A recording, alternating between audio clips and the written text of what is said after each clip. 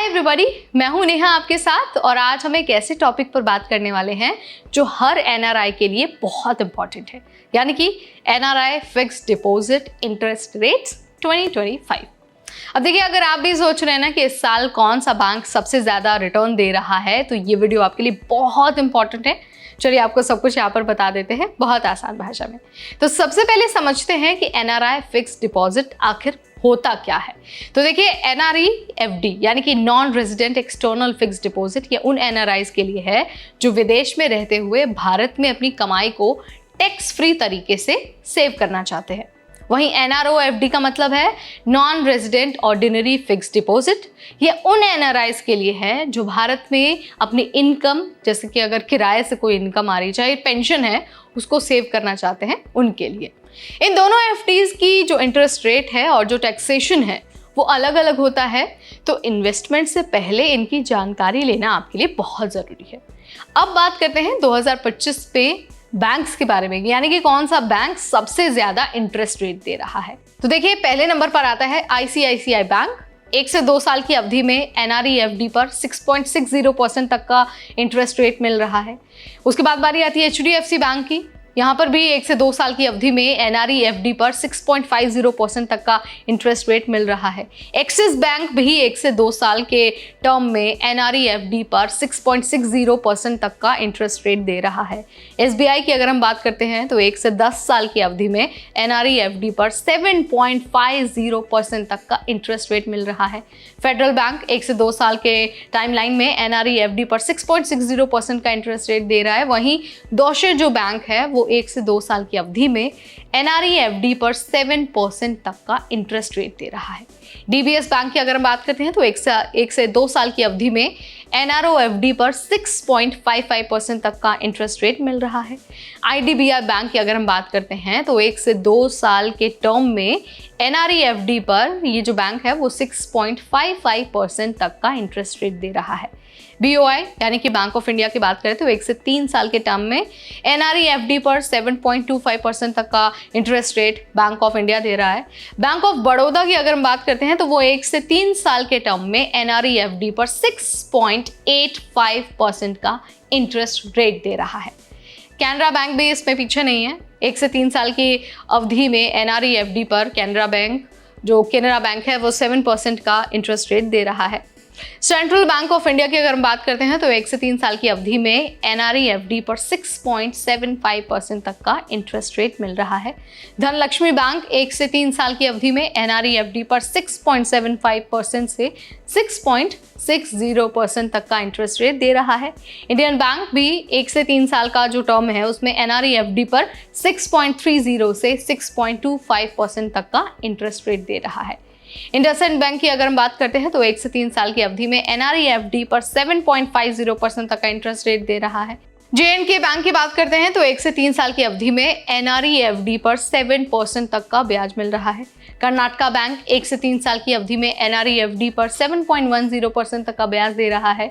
Kotak Mahindra bank 1 से 3 साल के टर्म में एनआरई-एफडी पर 7.10% से 7% तक का इंटरेस्ट रेट दे रहा है। ओरिएंटल बैंक ऑफ कॉमर्स की अगर हम बात करते हैं तो 1 से 3 साल की अवधि में एनआरई-एफडी पर मिलता है आपको 6.75% से 6.50% तक का इंटरेस्ट रेट। इसके अलावा पंजाब एंड सिंध बैंक की बात करते हैं तो 1 से 3 साल के टर्म में एनआरई-एफडी पर 6.20% तक का इंटरेस्ट रेट मिल रहा है। पंजाब नेशनल बैंक की अगर हम बात करते हैं तो 1 से 3 साल की अवधि में एनआरई-एफडी पर 6.75% से 6.50% तक का इंटरेस्ट रेट मिल रहा है। सिंडिकेट बैंक 1 से 3 साल की अवधि में एनआरई-एफडी पर 6.90% से 6.80% तक ब्याज दे रहा है। यूको बैंक 1 से 3 साल की अवधि में एनआरई-एफडी पर 6.50 से 6.20% तक का ब्याज दे रहा है। यूनियन बैंक ऑफ इंडिया यानी कि यूबीआई 1 से 3 साल की अवधि में एनआरई-एफडी पर इस बैंक से 6.75% से 6.50% तक का इंटरेस्ट रेट मिल रहा है। विजया बैंक से 1 से 3 साल की अवधि में एनआरई-एफडी पर जो 6.75 से लेकर 6.50% तक का ब्याज मिल रहा है। यस बैंक की अगर बात करते हैं तो 1 से 3 साल की अवधि में NRE-FD पर 6.25% से 6.75% तक का इंटरेस्ट रेट मिल रहा है। तो भाई देखा आपने कैसे अलग अलग बैंक्स की जो इंटरेस्ट रेट है वो अलग अलग है। अब आपको ये डिसीजन लेना है कि आपके लिए कौन सा बैंक बेहतर है और कौन सी अवधि आपके लिए सबसे ज़्यादा सूटेबल है। यानी कि आप 1 से 2 साल में जो इंटरेस्ट रेट है वो चेक करना चाहते हैं, या फिर आप 1 से 3 साल के लिए लेना चाहते हैं, या फिर आप 1 से 10 साल के लिए अपना जो इंटरेस्ट रेट है वो चेक करना चाहते हैं। तो यहाँ पर मैंने आपको लिस्ट बता दी है। अब आप अपनी सूटेबिलिटी के अनुसार, अपनी जो एक कैपेसिटी है उसके अनुसार और अपनी चॉइस के अनुसार बैंक का चुनाव कर सकते हैं। अब ज़रा हम आपको कुछ वो इम्पॉर्टेंट बातें बता देते हैं जो आपको NRI-FD में इन्वेस्टमेंट से पहले ध्यान में रखनी चाहिए। तो देखिए, पहला पॉइंट है टैक्सेशन। NRE-FD पर जो इंटरेस्ट से आपकी कमाई हुई है वो टैक्स फ्री होती है, जबकि NRO-FD पर टैक्स की कटौती होती है। दूसरा जो पॉइंट है वो है प्री मैच्योर क्लोजर। अब देखिए, कुछ बैंकों में प्री मैच्योर क्लोजर पर जो इंटरेस्ट रेट है वो कम हो सकती है। इसके अलावा अगर हम रिपैट्रिएशन की बात करते हैं तो NRE-FD की जो एक इनकम है, जो राशि है, वो आप विदेश में वापस भेज सकते हैं, जबकि NRO-FD की जो अमाउंट है उस पर आपको कुछ लिमिटेशंस का सामना करना पड़ सकता है।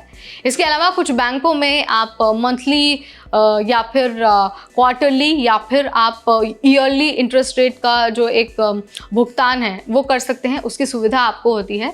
इसके अलावा आपको इन्वेस्टमेंट से पहले बैंक की जो एक विश्वसनीयता है, यानी कि जो क्रेडिबिलिटी है और जो सर्विस की एक क्वालिटी है, आपको उसकी जांच करनी होगी। यानी कि आपको चेक करना होगा कि कौन सा बैंक आपको अच्छे से रिस्पॉन्स देता है, कौन से बैंक के साथ आपका कम्युनिकेशन बहुत बेहतर होता है। तो आज हमने आपको इस वीडियो के ज़रिए बताया कि 2025 में कौन सा बैंक NRI फिक्स डिपॉजिट यानी कि FD पर सबसे ज़्यादा इंटरेस्ट रेट दे रहा है।